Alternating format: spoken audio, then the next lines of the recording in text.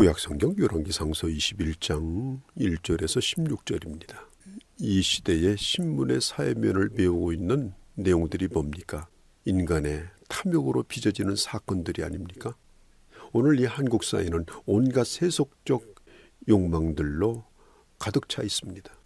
무엇보다도 지도층에 있는 사람들이 자신의 욕망을 이루기 위해서 백성들을 섬기라고 주신 권력을 남용해서 섬겨야 될 백성들을 자기 이익의 수단으로 삼는 이런 일들이 우리 눈앞에서 지금 일어나고 있습니다.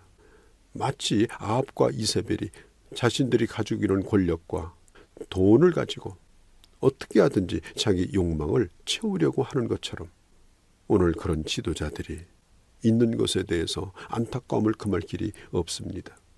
자신이 가지고 있는 힘을 이용해서 사람들을 포섭하고 여론을 조작하고 자기가 가는 길에 방해가 되는 사람은 어떻게 하든지 중성모략하고 그 악한 자라도 자기 이익에 필요하면 그들을 매수해서 자기 목적을 채우고 또 거짓 증인들을 세워서 언론 프레이를 해서 자기의 악행을 감추려고 하는 이런 악한 모략들이 오늘 이 사회 속에서 우리 눈앞에서 지금도 일어나고 있는 것입니다. 오늘 성경에 보면은 1절에 아합 왕, 그는 하나님의 말씀을 무시하고 베나닷을 살려주었습니다.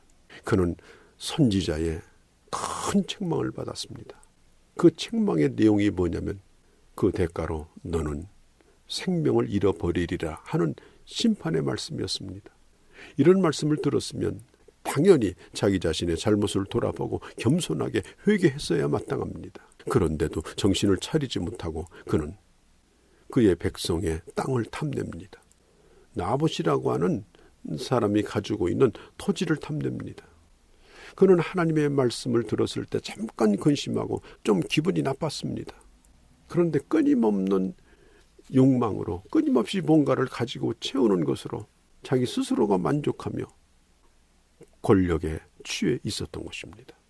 그래서 이 아합 왕은 이스라엘에 있는 그 포도원 그것을 갖고 싶어가지고 내가 좋은 땅을 줄 테니까 그 땅을 내게 넘겨달라. 그렇게 나봇에게 제안을 하죠. 나봇은 말합니다. 이 땅은 조상으로부터 유업으로 물려받은 땅입니다. 하나님이 주신 땅입니다. 이 땅은 내 것이 아닙니다. 그래서 넘길 수가 없습니다.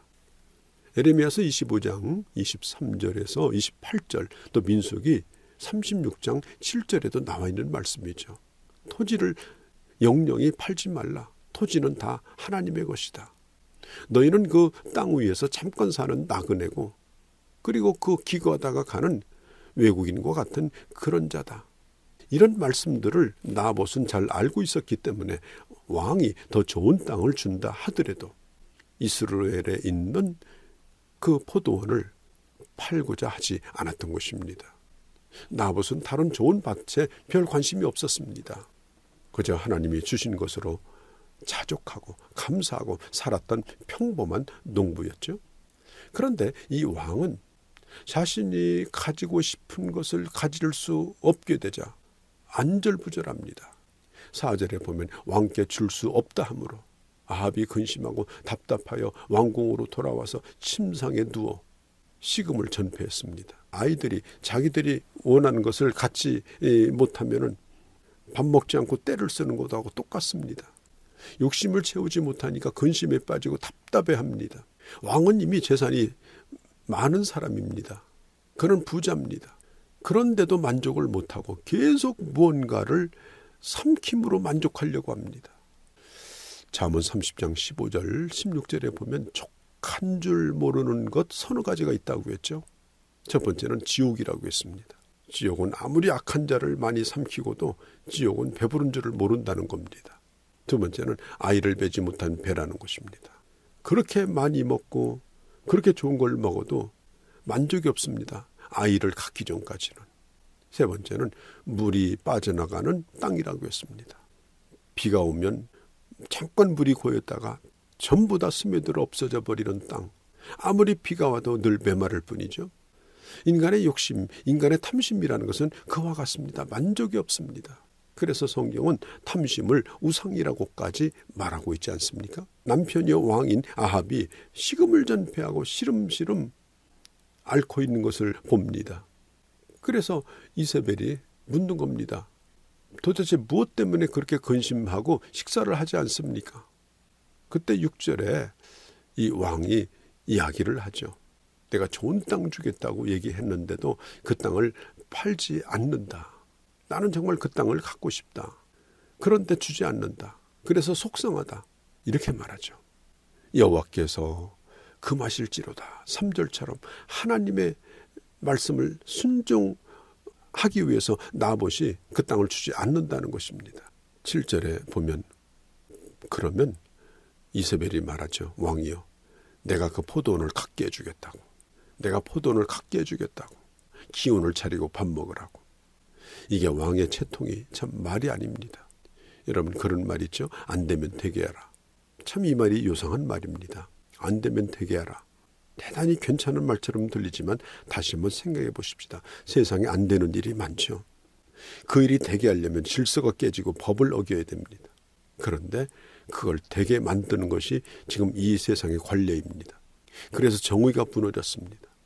안 되게 하는 것을 되게 해놓고 주인 행세를 하고 시위를 하고 그리고 소유권을 주장합니다. 이런 일들이 얼마나 많이 일어나고 있습니까? 안 되는 건 안 되는 것이 공의입니다. 안 되는 것을 되게 하려면 근심에 빠집니다.